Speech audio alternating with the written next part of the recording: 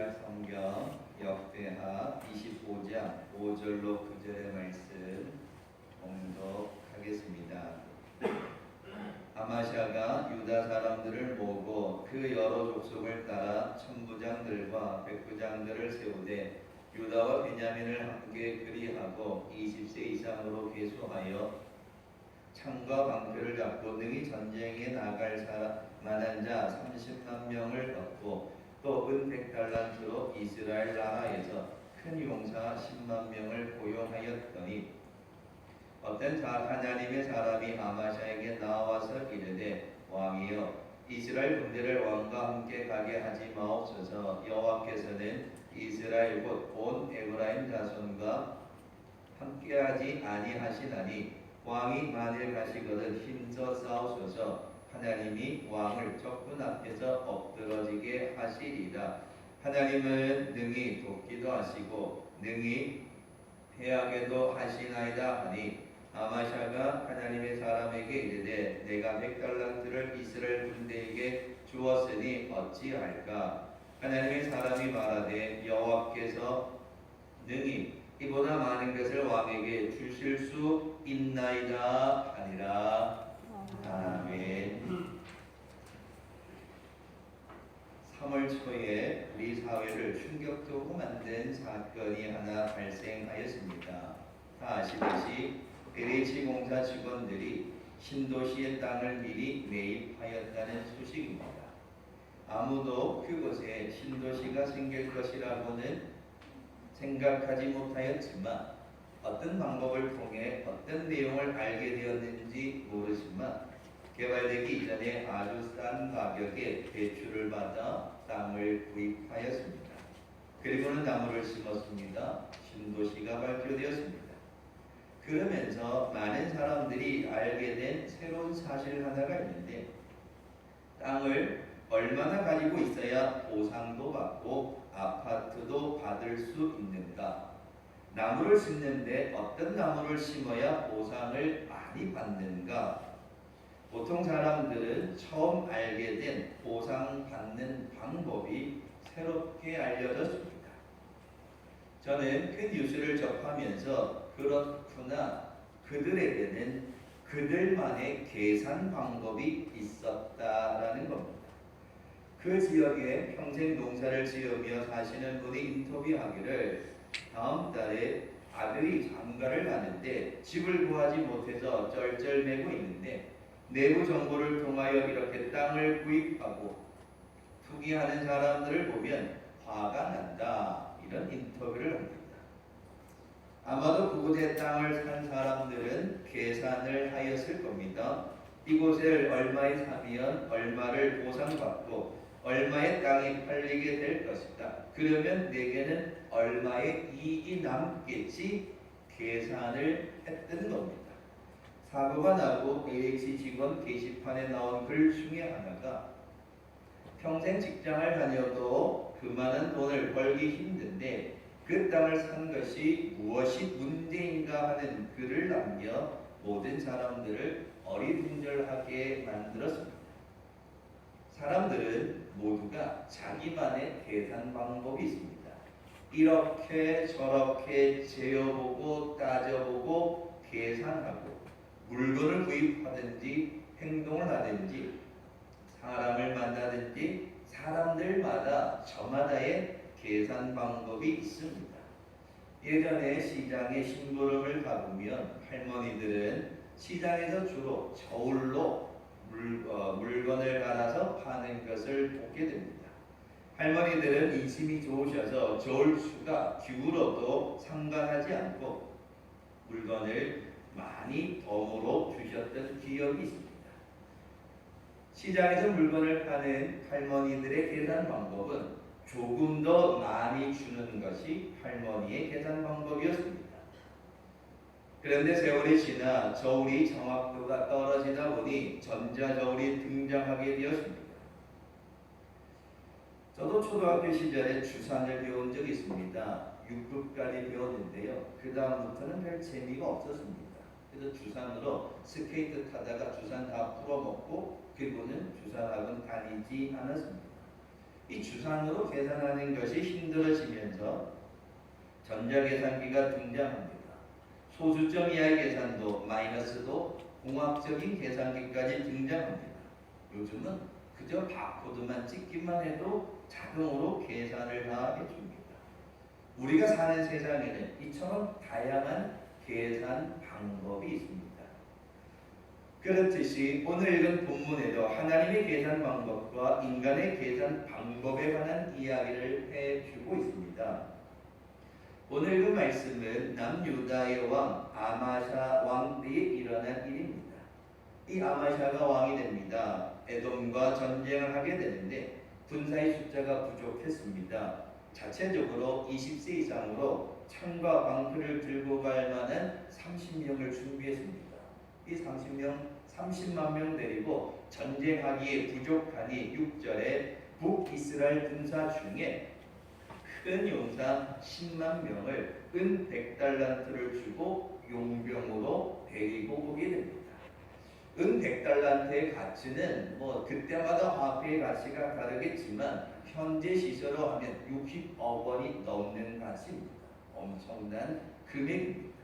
아마샤 왕이 계산해 보니까 돈이 많이 들기는 하지만 전쟁을 하면 이겨야 하니까 은 100달란트 정도야 아무것도 아니다라고 생각하고 큰 용사 10만 명을 더하여서 전쟁에 나가려고 합니다. 그 자체적으로 30만 명, 돈 주고 데려온 큰 용사 10만 명, 그러니까 이 정도면 전쟁에서 이길 것으로 계산이 끝났습니다. 그래서 전쟁을 하려 합니다. 그런데 막상 전쟁하려는 순간 문제가 생겼습니다. 하나님께서 선지자를 보내어서 북이스라엘의 10만 명을 7절 말씀에 돌려보내라는 겁니다. 하나님께서 돌려보내라는 이유는 우상을 섬기고 악을 행하는 하나님의 길로 가지 아니하는 북이스라엘 사람들, 에브라임 사람들과는 전쟁하면 안 된다라고 이야기를 하는 겁니다. 그러면서 8절에 왕이 하나님의 말씀을 거역하고 전쟁에 나간다면 어쩔 수는 없다. 그러나 그 전쟁에서 왕은 엎드러질 거다. 패하게 될 거다라고 이야기합니다. 하나님의 선지자가 들려준 말은 아무리 왕이 계산하고 용병을 데리고 40만 명을 데리고 전쟁하려 하지만 하나님의 방법에는 하나님의 계산에는 그 전쟁에서 진다는 겁니다. 하나님은 이기게도 하시고 패하게도 하신다라고 오늘 본문에 이야기하면서 북이스라엘의 큰 용사 10만 명을 돌려보내다라는 겁니다. 하나님께서 보내신 선지자의 말을 듣고 이 아마샤 왕은 이 머리가 복잡해지기 시작했습니다. 자신이 다 계산해 봤는데, 자신이 다 생각해 봤는데 그 모든 것이 깨어져 버렸기 때문입니다. 자신의 계산으로는, 자신의 방법으로는 싸움을 잘하는 용사 10만 명만 더 있으면 능히 전쟁에 이길 것으로 계산을 했기 때문입니다. 그리고는 이미 엄청난 돈을 다 지불했던 겁니다. 그런데 하나님이 패한다, 전쟁에 가봐야 엎드러진다, 진다 라고 하니 자신의 방법이, 계산이 다 무너져 버렸던 겁니다. 그래서 이 머리가 복잡한 이 아마샤 왕이 9절에 이렇게 이야기합니다. 아마샤가 하나님의 사람에게 이르되 내가 100달란트를 이스라엘 군대에게 주었으니 어찌할까? 하나님의 사람에게 말하되 어찌할까? 돈도 다 줬는데 환불하기도 어렵고 돌려받기도 어렵고 이미 다 돈도 주었고 사람들도 10만 명 다 이제 전쟁하려고 이미 다 와 있는데 지금 와서 안 된다고 하면 어떻게 합니까? 돈도 다 줬고 사람은 10만 명 왔고 이제 당장 전쟁을 치러야 되는데 이 어떻게 합니까? 어찌할까? 어찌할까? 어떻게 합니까? 다급한 마음을 이야기합니다. 아마샤 왕의 이 어찌할까라는 표현은 오늘 우리도 늘 사용하는 말입니다. 우리도 나의 방법으로 다 계산했는데 누가 와서 그것을 망가뜨리거나 흔들어 버리면 적지 않게 당황을 하죠. 예전에 우리 할머니들이 어머니였을 적에 자녀들 대학 등록할 때가 되면 몰래 모아서 이 장롱 깊은 곳에 등록금을 모아둡니다. 자, 그런데 꼭 장롱 깊은 그곳에 먹지도 않고 입지도 않고 시장에 가서 물건 조금씩 팔아두어서 등록금 되겠다고 모아뒀던 그 돈 꼭 등록할 때가 되면 시동생이 사고를 칩니다. 꼭 등록할 때가 되면 누가 꼭 문제를 일으킵니다. 먹지도 않고 입지도 않고 고생하며 그 아들 등록금 보태겠다고 그렇게 한 푼 두 푼 모았는데 꼭 그때만 되면 누가 사고를 칩니다. 그럴 때 어찌해야 할까? 어머니의 계산이 다 틀려져 버린 겁니다. 사실 이 아마샤 왕의 어찌할까라는 표현은 지극히 이해가 됩니다. 한두 푼도 아닙니다. 상당한 금액의 가치입니다. 한번 써보지도 못하고 전쟁해보지도 못하고 칼 휘둘러 보지도 못하고 그 10만 명을 돌려보내야 합니다. 돈은 돈대로 다 들고 싸움은 해보지도 않았고 아직 전쟁 안 했으니 이길지 질지 그것도 모르고 당연히 어찌할까 고민이 되었습니다. 좀 더 이 어찌할까를 풀었으면 머리 아파 죽겠네 이런 뜻입니다. 머리 아파 죽겠네. 내 계획한 것이 모든 것이 다 엉망진창이 되었기 때문에 뒷골이 땡기고 혈압이 올라가고 머리가 터질 것 같은 그런 형편입니다. 그 형편을 줄여서 한 말이 어찌할까. 이런 상황은 누구나 다 경험할 수 있는 겁니다.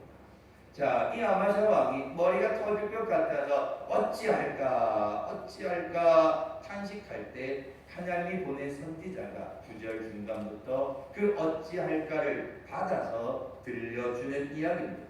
여호와께서 능히 이보다 많은 것을 왕에게 주실 수 있나이다. 왕이시여 고민하지 마십시오.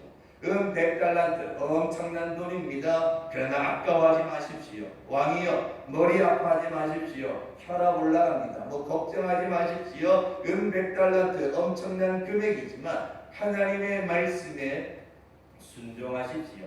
하나님의 말씀을 따라가십시오. 그러면 하나님께서 여호와께서 능히 100달란트보다 그것보다 더 귀한 것을 왕에게 주실 수 있습니다. 하나님의 말씀에 순종하십시오. 하나님의 말씀에 순종하면 하나님의 계산 방법으로 100달란트보다 이보다 더 능히 더 많은 것으로 채워주실 겁니다.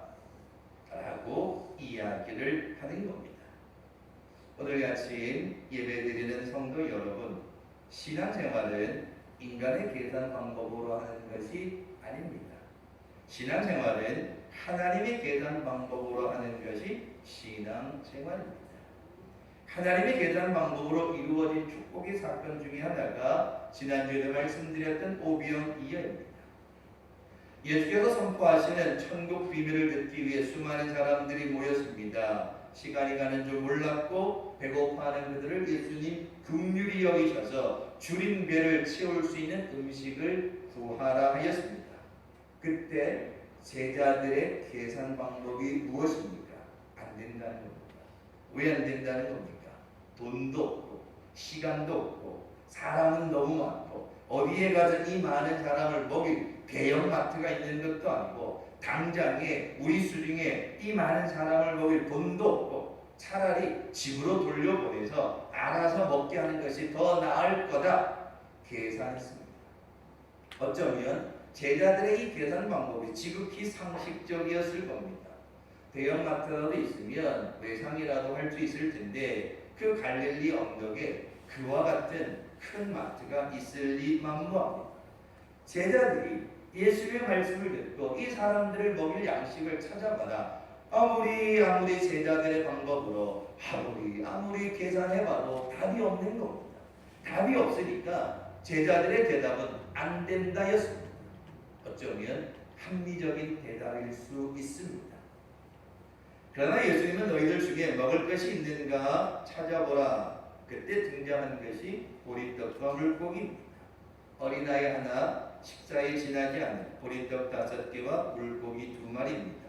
제자들은 그 보리떡과 물고기를 보면서도 그게 무슨 소용이 있겠는가 계산하였습니다. 그러나 예수님은 그 아이와 함께 식사를 가지고 하늘을 우러러 축사하셨습니다. 그리고는 우리가 알듯이 5,000명 또 아니 10,000명, 20,000명이 넘는 사람들을 다 먹이고 그들에게 나누어 주었더니 12방주리가 남았습니다. 제자들의 계산기로 계산해 보니 보잘것없는 5병이었습니다. 그러나 예수님의 계산은 달랐습니다. 비록 어린아이와 함께 식사지만 하늘을 우러러 축사하면 하나님이 축복하시면 충분히 먹고도 남을 거다. 예수님은 계산이 되었던 겁니다. 제자들의 계산 방법과 예수님의 계산 방법은 달랐던 겁니다. 또 하나 더 있습니다. 엘리야 선지자 시대에 가뭄이 찾아왔습니다. 가뭄으로 인하여 많은 사람들의 생활이 힘들었습니다. 엘리야 선지자가 하나님의 명령에 의해 사르밧에 있는 한 여인의 집에 머무르게 됩니다. 그런데 그 여인은 남편 없이 아들과 혼자 사는 여인이었습니다. 그릇이 하나도 먹고 살기 힘들었는데 가뭄으로 인하여 더 어려웠습니다. 이 사르밧 여인은 계산합니다. 살기가 너무 힘드니까 그냥 죽는 게 낫겠다 계산합니다. 죽는 것이 낫겠다고 계산하고 그 집에 남은 한 움큼의 가루와 조금 남은 기름으로 마지막 식사를 하고 죽어야겠다라고 계산을 마쳤습니다. 이제 그걸 실행해야 합니다. 그때 엘리야 선지자가 그 집에 이르게 되었고 그 엘리야 선지자가 나에게 떡 한 조각을 가져오라 하였습니다. 이 여인은 참 속상했습니다. 하나님의 선지자가 왔으니 대접을 해야 되는데 대접할 게 없습니다. 남은 것이라고는 죽기 전에 마지막 식사하려는 남겨놓은 한 움큼의 가루와 기름이 전부였습니다. 그래서 엘리야 선지자에게 이 여인이 자신의 형편을 다 이야기합니다. 그랬더니 그 이야기를 다 듣고 난 엘리야 선지자가 대답하기를 아이고야 미안하다. 내가 그 미처 몰랐네. 니네 형편이 참 어려워서 그 한 움큼 남은 가루와 기름으로 먹고 죽으려고 했구나. 아이고 미안하다. 그래 그거 만들어서 먹고 죽어라.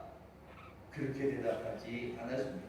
마지막 식사를 빼앗으면 안 되지. 그래 아이고 그 마지막 식사 내가 뭐 배고프더라도 참아야지. 그래 그거 떡 만들어서 너하고 아들하고 먹고 죽어라. 그렇게 대답할 수도 없었습니다. 엘리야 선지자는 다 듣고 난 다음에 그래도 그 형편을 듣고 죽으려 한다는 그 이야기를 듣고도 마지막 남은 식사인 줄 알고도 떡 한 조각을 달라는 겁니다. 그리고 덧붙이기를 이스라엘의 하나님 여호와의 말씀이 나 여호와가 비를 지면에 내리는 날까지 그 통의 가루가 떨어지지 아니하고 그 병에 기름이 없어지지 아니하리라 엘리야가 들려줍니다. 엘리야 선지자가 정이 없거나 배가 고파서 떡 한 조각을 가져오라는 것이 아니었습니다. 순종하는 믿음을 가진 사람에게 하나님의 계산 방법이 어떠한가라는 걸 보여주기 위한 거였습니다. 이 사르밧 여인은 엘리야 선지자의 말을 듣고 순종합니다. 그 순종했더니 놀랍게도 선지자가 말한 하나님의 계산 방법대로 그 통에 가루가 떨어지지 않고 기름이 마르지 않았다라고 성경은 우리에게 가르쳐줍니다. 예수님의 제자 베드로가 있습니다. 밤새도록 물고기 한 마리 잡지 못했습니다. 예수께서 깊은 데로 가서 던지라 합니다. 선생님이 말씀하시니 던지기는 하겠지만 내가 밤새도록 다 해봤습니다. 내가 생각한 계산 방법대로 이런 시간에는 깊은데 늦은 시간에는 다른데 내가 계산한 방법대로 다 그물을 던졌지만 한 마리도 잡을 수 없었습니다. 라고 이야기합니다. 베드로는 자신의 계산 방법으로는 지금 이 시간에는 어느 곳에서도 물고기 한 마리 잡을 수 없다는 겁니다. 그러나 예수님께서 깊은 데로 가서 그물을 던지라는 겁니다. 예수님의 계산 방법은 깊은 데 가서 그물을 던지면 물고기가 있다는 겁니다. 베드로가 예수님의 말씀에 순종하여 의지하고 깊은 데가 던졌더니 그물이 찢어지도록 물고기를 잡았습니다. 순종하는 자에게 인간의 방법이 아니라 하나님의 계산 방법대로 이루어진다는 것. 창세기 이삭은 자신의 계산 방법대로 산 것이 아니라 하나님의 말씀대로 순종하여 농사를 지었더니 그 해에 100배나 얻었다라고 이야기합니다. 아마샤 왕은 용병 10만 명을 칼 한 번 휘둘러 보지 않고 싸우지 않고 많은 비용을 들여 데려왔는데 그냥 돌려보내는 것이 안타까웠습니다. 인간의 마음으로 계산해 보니 너무 안타까웠습니다. 어찌할까 어찌할까. 아깝기도 하고 안타깝기도 하고 속상하기도 하고 손해보는 것 같기도 하고 그래서 어찌할까 어찌할까. 그러나 분명한 사실은 하나님이 하시면 그보다 능히 더 많은 것을 왕에게 주실 수 있다라는 그 말을 듣고 순종하는 마음으로 이 아마샤 왕은 용병들을 돌려보냅니다. 그랬더니 싸움을 잘하는 큰 용사 용병들이 10만 명이 있으면 이길 줄 알았는데 하나님의 말씀에 순종해서 그 용사 10만 명을 돌려보내고 난 다음에 하나님이 도우심으로 인하여 비록 이스라엘의 숫자는 적었지만 그 전쟁에서 하나님이 함께 하시니 전쟁에서 큰 승리를 이루었다는 겁니다. 자신의 계산 방법대로가 아니라 하나님의 계산 방법대로 하였습니다. 하나님의 방법대로 하면 30배, 6배, 100배의 은혜가 있는 것. 그것이 바로 오늘 인간의 계산 방법과 하나님의 방법의 차이입니다. 말씀을 맺으려 합니다. 우리는 살아가면서 참 많은 계산을 합니다. 어떤 방법이 어떻게 하는 것이 좀 더 나에게 유익이 되고 이익이 될까? 수많은 계산기를 두들겨가며 살아갑니다. 그래야 실패하지 않고 그래야 손해보지 않고 그래야 마음이 안심되기 때문입니다. 나만의 방법으로 계산기를 두들겨 살아가는 것이 틀렸다는 것이 아닙니다. 모두가 다 그렇게 살아가는 것이 당연하게 여겨지는 시대입니다. 그런데 모든 사람들이 다 자기만의 계산기를 두드려 살아가고 있지만 그러나 우리는 한 가지 한 번 더 생각해야 하는 것은 우리는 하나님을 믿는 믿음의 사람이라는 겁니다. 믿음의 사람이기 때문에 인간의 방법적인 계산기를 두들겨 계산하는 것이 아니라 하나님의 방법을 먼저 생각해야 한다는 겁니다. 하나님의 계산 방법을 따라갈 때 우리에게는 감당할 수 없는 축복이 넘친다는 겁니다. 우리 모두가 힘든 세상을 살아갑니다. 힘든 세상을 살아간다고 해서 하나님 없는 사람하고 똑같이 살아간다. 하나님을 알지 못하는 세상 사람들 그 계산 방법대로 살아간다면 우리는 뭐가 다를까? 하나님은 지금도 살아 역사하시는 하나님이신 줄 믿습니다. 그렇기에 하나님의 방법으로 하나님의 계산으로 하나님의 뜻으로 살아가는 것이 오히려 이 힘든 시대를 이기는 축복의 방법이 되는 겁니다. 그렇기에 하루하루 살아가는 인생살이 가운데 여러 가지 계산 방법이 있겠지만 오늘 이 아침 예배드리는 여러분 한 번 더 하나님의 방법을 한 번 더 하나님의 말씀에 순종하고 한 번 더 하나님 앞에 기도하는 여러분 되셔서 나의 계산 방법보다 더 크고 더 넓고 더 깊고 더 놀라운 축복을 담고 계신 하나님의 방법을 따라서 하나님의 방법대로 살아가는 여러분들 되셔서 나의 계산 방법으로 얻는 축복보다는 하나님의 계산으로 감당할 수 없는 그 축복을 더해 주시는 하나님의 방법대로 이 세상을 살아가는 축복의 성도들 되시길 주님의 이름으로 축원합니다. 기도하겠습니다.